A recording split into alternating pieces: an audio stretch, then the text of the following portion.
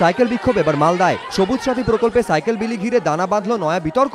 বিনামূল্যে সরকারি সাইকেলের জন্য টাকা নেওয়া হচ্ছে, এই অভিযোগ তুলে প্রধান শিক্ষককে ঘেরাও করে বিক্ষোভ দেখালো পড়ুয়ারা।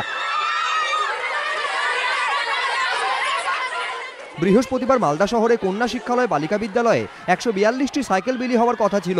ছাত্রীদের একাংশের দাবি, সাইকেল পিছু 80 টাকা করে দাবি করে স্কুল কর্তৃপক্ষ। অভিযোগ, অনেককে পুরনো ও ভাঙা সাইকেল দেওয়া হয়।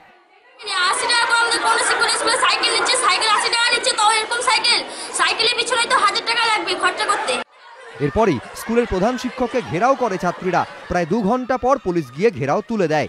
স্কুল থেকে জেলা স্কুল পরিদর্শকের কাছে গিয়েও সাইকেল নিয়ে অভিযোগ জানায় ছাত্রীরা।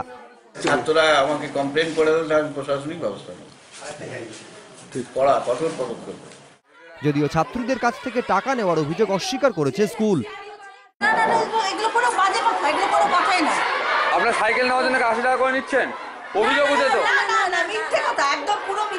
এবং অ্যাডমিটের জন্য 50 টাকা করে নেওয়া হয়েছে। সাইকেলের জন্য কি 80 টাকা করে নিচ্ছেন? সাইকেল বিক্ষোভের জেরে দিনের মতো শিখেই ওঠে স্কুলের পঠন পাঠন। এর আগেও একাধিকবার প্রশ্নের মুখে পড়েছে সরকারের সবুজ সাথী প্রকল্প। শিলিগুড়ি, কাটোয়া সহ রাজ্যের বিভিন্ন জায়গায় পথে নেমেছে স্কুল পড়ুয়ারা। হস্তক্ষেপ করতে হয়েছে প্রশাসনকে। কোথাও উঠেছে খারাপ মানের সাইকেল দেওয়ার অভিযোগ, আর এবার সাইকেলের বিনিময়ে টাকা আদায়ের অভিযোগ। অভিজিৎ চৌধুরী, এবিপি আনন্দ, মালদা।